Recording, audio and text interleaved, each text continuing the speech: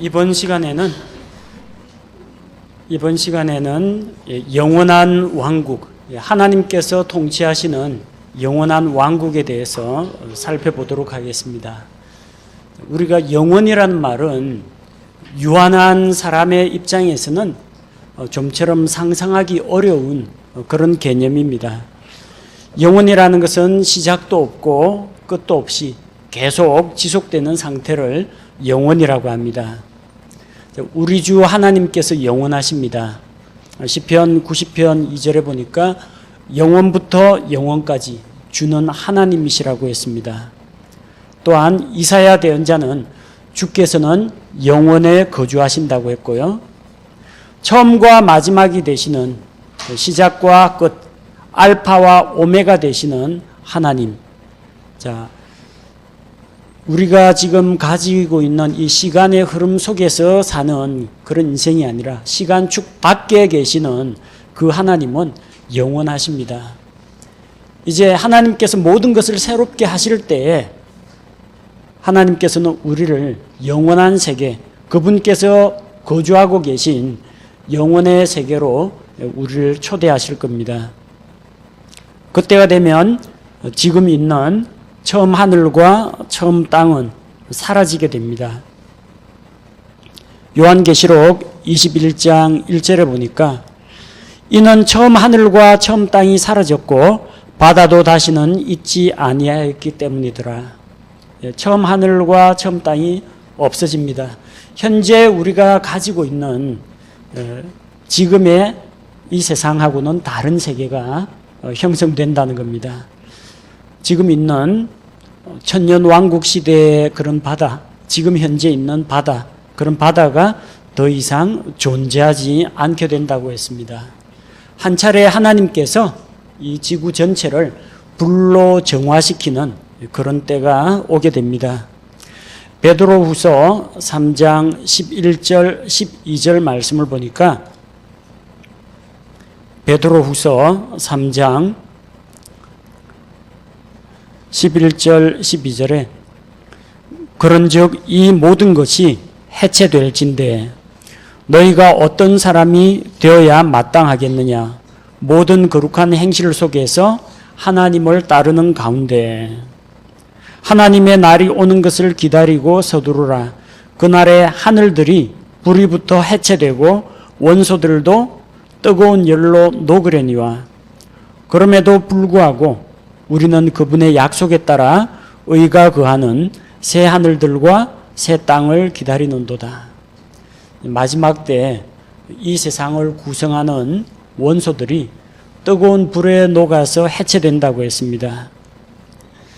원소들이 불에 녹는다. 10절에 원소들이 뜨거운 열에 녹는다고 했는데, 자, 일반 과학자들은 옛날 사람들은 이것을 믿지 않았습니다.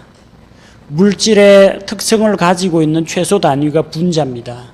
그 분자들은 원자들의 결합으로 이루어집니다.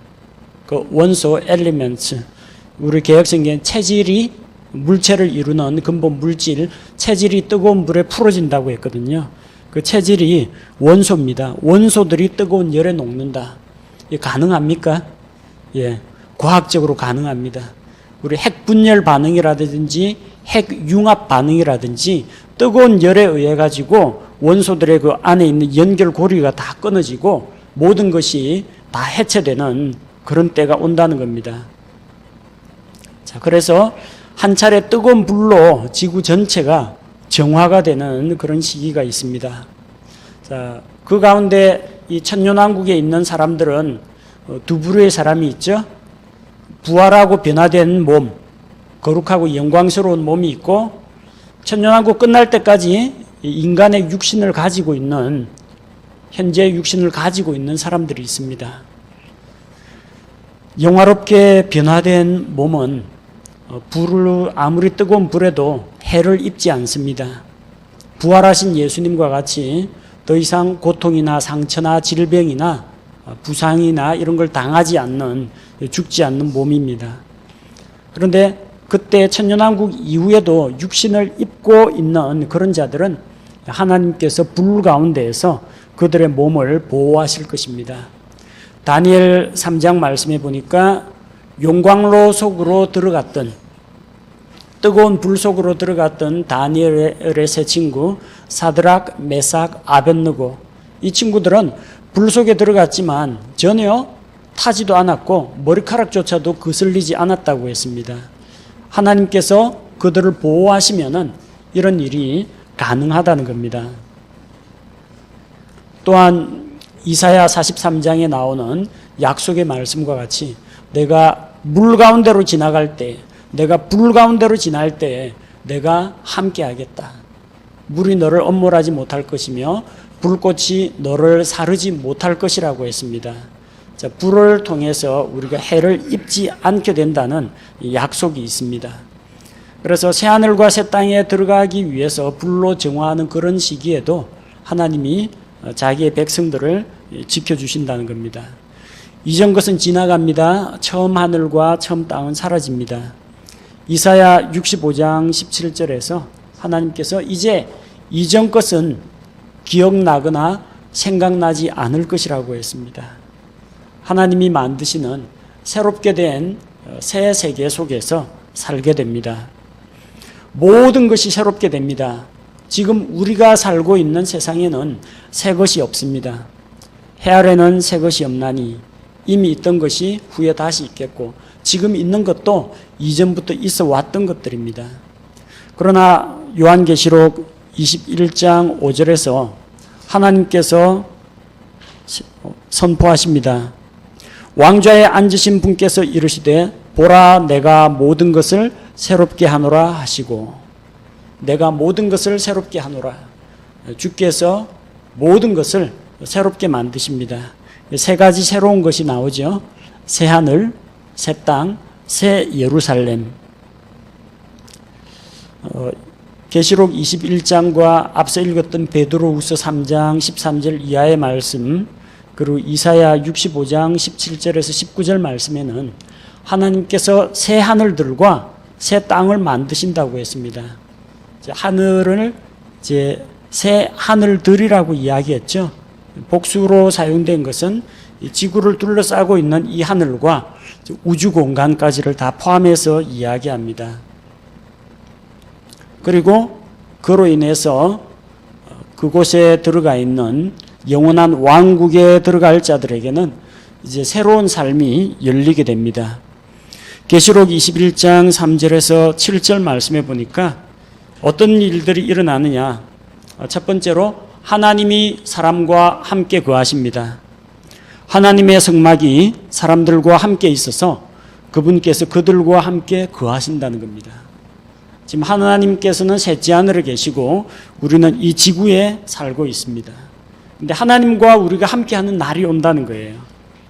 예수님이 이 세상에 오실 때 아들을 낳으리니 이름을 예수라 하라. 이는 그가 자기 백성을 저희의 죄들에서 구원할 것입니다. 그리고 그 이름을 뭐라고 부른다고요? 임마누엘, 우리와 함께 하시는 하나님. 그 임마누엘 하나님이 언제 우리에게 물리적으로 실현이 되느냐? 영원한 왕국에 들어가면 실현됩니다. 하나님께서 사람들과 구원받은 그분의 백성들과 거처를 함께 하신다는 겁니다.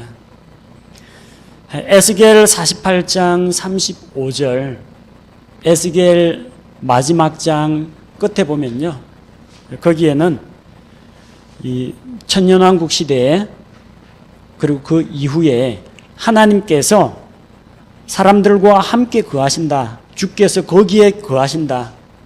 여호와 삼마라는 표현이 나옵니다.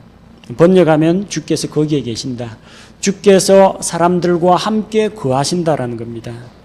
하나님과 함께하는 삶이 계속이 됩니다. 사람들이 죄를 지음으로 말미암아 생수의 셈인 하나님을 버리고 떠났지만 하나님께서 그것을 다시 회복시켜 주신다는 겁니다. 그래서 그들은 하나님의 백성이 되고 하나님께서는 그들의 하나님이 되어주신다고 약속하셨습니다. 4절 말씀에 또 하나님께서 그들의 눈에서 모든 눈물을 씻어 주시리라. 하나님의 위로가 함께 한다고 했습니다.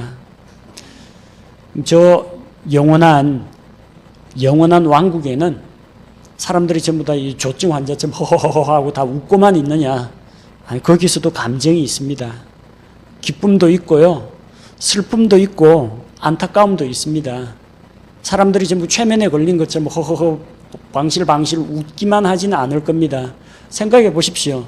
과거에 대한 기억 다 가지고 있다고 했죠. 그러면 옛날에 살았던 삶 가운데서 주님 앞에서 부끄러웠던 그런 순간도 있을 거 아닙니까? 또한 자기가 사랑하는 가족 중에는 불호수 속에 들어간 사람도 있을 거 아닙니까? 난 살았다, 다행이다. 이 사실로 인해서 기뻐할 사람이 얼마나 되겠습니까? 내가 그때 복음을 전했어야 되는데, 그때 그분이 받아들였어야 되는데, 안타깝고 아쉬운 마음이 남지 않겠습니까? 눈물이 있습니다. 그런데 눈물을 닦아주시고 눈물을 씻어주신다는 겁니다. 눈물이 없다면 하나님이 닦아줄 눈물이 어디 있습니까? 그래서 우리가 가지고 있는 이 정서 감정이 여전히 그 시대에도 존재한다는 겁니다. 눈물을 슬퍼가지고 막 마음의 상처, 병을 앓고 이러는 사람은 없겠지만 눈물을 흘릴 때 하나님께서 눈물을 씻어주시는 하나님으로 함께 계신다는 겁니다. 죄의 결과로 사망이 찾아왔습니다. 그러나 다시는 사망이 없고 슬픔도 울부짖음도 없고 아픔도 다시 없다고 했습니다. 죄의 결과로 찾아오는 사망, 슬픔, 고통, 죄의 문제가 해결되니까 이 모든 것들도 사라진다는 겁니다. 6절에 목마른 자들에게는 생명수의 샘에서 값없이 마실 수 있도록 해주신다고 약속했습니다. 이사야 55장에서 이미 하나님의 초청이 나왔죠. 너희 목마른 자들아 물로 나오라. 돈 없는 자도 와서 돈 없이 값 없이 포도즙과 젖을 사라고 했습니다. 누구든지 나와서 생명수의 샘에서 마실 수가 있게 됩니다. 7절에 이기는 자는 모든 것을 상속받으리니 나는 그의 하나님이 되고 그는 나의 아들이 되리라. 이기는 자가 모든 것을 상속받는다고 했습니다. 특별한 공로가 있어가지고 영적인 전쟁에서 이겨야만 그렇게 된다는 게 아니라 이기는 자는 곧 믿는 자라고 이야기했습니다. 요한복음을 기록한 요한과 요한계시록을 기록한 요한은 동일한 요한입니다. 사도 요한입니다. 사도 요한은 믿는 자가 하나님의 아들들이 된다는 것을 기록하고 있습니다. 요한복음 1장 12절에 그분을 받아들인 자들, 곧 그분의 이름을 믿는 자들에게는 다 하나님의 아들들이 되는 권능을 그분께서 주셨으니, 하나님의 아들들이 되는 권능을 주신다고 했어요. 요한계시록에서 다시 이야기합니다. 이기는 자, 그는 모든 것을 상속받고 하나님의 아들이 된다고 약속을 주셨습니다. 우리가 이 약속의 말씀을 믿어서 아들은 상속자, 곧 하나님께서 소유하신 모든 것을 누리고 상속받는 자라는 것을 기억해야 합니다. 그래서 영혼의 시대로 들어가는데 영혼도 두 종류의 영혼이 있다는 겁니다. 구원받은 자의 영원한 삶이 있고 구원받지 못한 자의 영원한 삶이 있습니다. 구원 못 받은 자는 한순간에 불에 타서 소멸되는 존재가 아니라 구원받지 못한 자도 역시 영원합니다. 불호수 가운데서 영원합니다. 구원받은 자는 영원한 생명을 누립니다. 영원한 생명은 요한복음 17장 3절에 나오죠. 영생은 뭐라고 했어요? 유일하신 참 하나님 아버지와 예수 그리스도를 알아가는 것이 영원한 생명이라고 했습니다. 생명의 근원이신 하나님과 교제 관계가 회복이 되어서 하나님을 알아가는 삶, 예수 그리스도와 더불어 교제하는 삶, 그게 우리에게 영원한 생명입니다.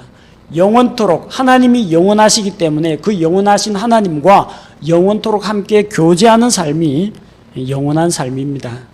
반대로 구원받지 못한 자도 영원한 삶을 삽니다. 어디에서요? 불로수 속에서 영원한 형벌을 받습니다. 죄인들은 요한계시록 21장 8절 말씀에 기록되어 있죠. 그러나 두려워하는 자들과 믿지 않는 자들과 가증한 자들과 살인자들과 음행을 일삼는 자들과 마법사들과 우상숭배자들과 모든 거짓말쟁이들은 불과 유황으로 타는 호수에서 자기 몫을 받으리니 이것은 둘째 사망이니라. 죄인들은 불과 유황으로 타는 호수에서 자기가 치러야 할 자기의 몫을 받게 됩니다. 그들은 죽지 않고 영원토록 형벌을 받습니다. 그러나 생명의 근원이신 하나님으로부터 영원토록 분리되어 있는 상태입니다. 그래서 이것을 가리켜서 둘째 사망이라고 부릅니다. 자, 이렇게 영원한 세계가 완성이 되면은 이때 모든 인류에 대해서 가지고 있는 하나님의 경륜이 완성이 됩니다. 앞서 우리가 요한계시록을 다루면서 세 종류의 사람, 하나님께서 지금 현재 지구상에 있는 사람을 세 부류로 나눈다고 했죠. 유대인이 있고 이방인이 있고 신약 교회가 있습니다. 세 부류의 사람들에 대한 하나님의 계획이 완성이 됩니다. 유대인들은 하나님께서 택하신 백성입니다. 하나님의 이 선택은 영원한 세계에 가서도 변함없이 지속이 됩니다. 신명기 33장 27절에서 하나님께서 이스라엘에게 복을 주셨습니다. 영원하신 하나님께서 이스라엘의 피난처가 되신다고 했습니다. 이스라엘은 영원하신 하나님 피난처 그늘 아래로 들어갑니다. 곧 그들은 하나님을 피난처로 삼아서 영원히 거하게 됩니다. 이사야 60장 15절에서 이스라엘을 영원히 뛰어난 자가 되게 하신다고 했습니다. 현재 세상뿐만 아니라 오는 세상에서도 영원토록 뛰어나게 만드신다고 했습니다. 또한 창세기 17장 8절에서 이스라엘 민족은 약속의 땅을 영존하는 소유로 상속받는다고 했습니다. 이 약속은 그대로 이루어질 것입니다. 하나님께서 다윗에게 주신 다윗 언약에 의하면 하나님께서 다윗의 집을 세우시고 다윗의 왕국을 견고하게 하시고 다윗의 왕좌가 영원하게 하도록 하겠다 약속하셨습니다. 그 약속에 따라서 에스겔 37장 25절 말씀과 같이 다윗이 그들을 다스리는 통치자가 될 것입니다. 또한 창세기 15장 5절에서 창세기 22장 17절에서 하나님께서 아브라함의 자손들에게 주신 약속이 있습니다. 내 자손이 하늘의 별과 같이 될 것이다. 바다의 모래처럼 번성하게 될 것이라고 했습니다. 하늘의 별의 숫자가 어느 정도 되는지 아십니까? 지금 하늘의 별 숫자하고 이스라엘 자손 숫자하고 비교하면 어느 게 많을 것 같아요? 별의 숫자가 더 많습니다. 그 말은 아직까지 이스라엘에 대한 약속이 이루어지지 않았다는 걸 말합니다. 그럼 언제 이루어지느냐? 영원한 왕국에 들어가면은 이게 문자 그대로 실현된다는 겁니다. 그러려면 어떻게 돼야 되겠어요? 하늘에 있는 별 숫자만큼 이스라엘이 번성을 해야 된다는 거죠. 그러면 그 시대에도 몸을 입고 계속해서 아들, 딸 낳고 결혼해가지고 아들, 딸을 낳는 육신을 가지고 있는 사람들이 계속 존재한다는 이야기입니다. 이 성경의 약속이 성취가 되려면 영원한 시대에도 별 숫자하고 같아질 때까지 유대인들은 계속 번성을 해야 됩니다. 자, 그래서 하나님의 약속과 하나님의 축복은 계속해서 유대인들에게 적용이 됩니다. 자, 두 번째, 이방인들. 신명기 32장 8절 말씀에 의하면 주께서 이스라엘의 아이들의 수에 따라서 백성들의 경계를 정하셨다고 했습니다. 지금 현재 백성들의 경계는 나라와 민족별로 경계가 천차만별입니다. 지구상에 180개국 이상의 나라들이 있는데 그 경계들이 복잡하게 나뉘어져 있습니다. 근데 하나님께서는 어떻게 정했다고요? 이스라엘의 아이들의 수에 따라. 이스라엘의 아이들이 몇 명입니까? 12명의 아들이 있죠. 자, 12개로 나눈다는 겁니다. 야곱의 아들은 12명이기 때문에 이방인들은 12개의 민족과 지역으로 나뉘어서 살게 될 것입니다. 계시록 21장 24절에 보니까 구원받은 자들의 민족들이 그 도시 예루살렘입니다. 그 도시 빛 가운데서 다니겠고 땅의 왕들이 자기들의 영광과 존귀를 가지고 그곳으로 들어가리라. 민족들이 있고 민족들을 다스리는 왕들이 있다고 했습니다. 각 민족별로 왕들이 있는데 만왕의 왕이신 주님께 경배하기 위해서는 백성들을 이끌고 새 예루살렘으로 들어옵니다. 이 사람들은 거주민은 아닙니다. 새 예루살렘은 신약교회 성도들이 주님과 함께 거하는 곳입니다. 이방인들은 그분께 경배하기 위해서 새 예루살렘을 방문하게 될 겁니다. 자기 백성들을 이끌고 오게 될 겁니다. 개혁성경에는 만국이 그 빛 가운데로 다니고 했는데 만국이 아니고 구원받은 민족들만 들어오게 되어 있습니다. 무엇이든지 사악한 것이나 가증한 것이나 더럽게 하는 것은 그 땅에 들어오지 못합니다. 그리고 이사야 66장 23절과 24절에 보면은 하나님께 경배하는 일을 마치면요 한 군데 더 방문해야 됩니다. 이사야 마지막 장 마지막 절입니다. 그러니까 이사야가 66장까지 있죠. 처음 39장까지가 구약을 다루고요. 뒤쪽에 있는 40에서 66까지 27장이 신약을 다룹니다. 그러니까 이사야 66장이라는 것은 그 신약 성경의 맨 마지막인 계시록하고 일치하는 부분들입니다. 이사야 마지막 장에 어떤 내용이 나옵니까? 23절, 24절에 주가 말하노라 월삭부터 다음 월삭까지 안식일부터 다음 안식일까지 모든 육체가 내 앞에 나와 경배할 것이요. 그들이 나아가서 내게 범법한 사람들의 사체들을 보리니 그들의 벌레는 죽지 아니하고 그들의 불은 꺼지지 아니할 것이요. 그들이 모든 육체에게 가증함이 되리라. 어디에 있는 장면이에요? 영원한 세계에 들어가면 불호수 속에 있는 장면들입니다. 불이 안 꺼지는, 꺼지지 않는 불 속에 있는 범법한 자들을 보게 될 겁니다. 근데 그들이 죽지도 않습니다. 죽지도 않고 살아서 계속 끊임없이 고통을 당하는 것을 보게 됩니다. 그래서 그들은 주님께 나와서 경배한 다음에 한 군데 더 방문하는 코스가 있습니다. 영원한 불호수 옆을 지나가면서 하나님께 반역한 죄인들은 어떻게 되는가 한번 보고 나오게 된다는 겁니다. 이제 앞으로 영원한 왕국에서는 더 이상의 반역이 없도록 하나님께 최초로 반역을 한 루시퍼와 또 마귀의 하수인 노릇을 했던 적그리스도와 마귀의 편에 서고 하나님을 믿지 않았던 수많은 불신자들, 죄인들이 그곳에서 영원토록 고통당하는 것을 보면서 모두가 경각심을 갖게 된다는 겁니다. 자, 세 번째는 신약교회입니다. 신약교회는 예수 그리스도를 믿음으로 말미암아 이미 영원한 생명을 가지고 있습니다. 이미 하나님의 왕국에 들어가 있는 자들입니다. 요한복음 3장 15절 16절에 보니까 우리는 믿는 자들은 영원한 생명, 영존하는 생명을 얻었다고 했습니다. 우리는 이미 영원한 세계에 속해 있습니다. 다만 지금 현재 우리가 아직까지 구속받지 못한 현재의 육신을 입고 이 세상에 살고 있을 뿐이지 이미 그분의 백성이 되었습니다.